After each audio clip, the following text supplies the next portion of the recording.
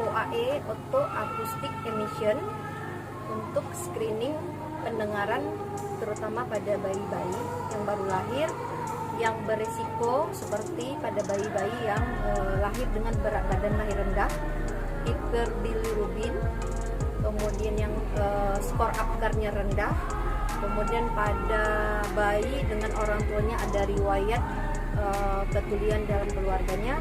Itu biasa kita menggunakan screening pendengaran, bisa dilakukan pada bayi baru lahir umur 2 atau 3 hari, kemudian kita ulangi pada usia 3 bulan. Hasil yang didapat dari alat OAE ini adalah pass deliver. Apabila pass berarti dia lulus artinya pendengarannya tidak terganggu. Dan kalau refer kita dapat berarti dia ada, kita curigai terganggu pendengarannya. Dan kita ulangi pada usia si bayi usia 3 bulan. Kalau dia pas berarti dia tidak ada resiko untuk terjadi gangguan pendengaran pada usia selanjutnya. Tapi kalau didapatkan lagi hasil refer berarti ini kita harus jajaki apa kelainan si anak dengan hasil refer.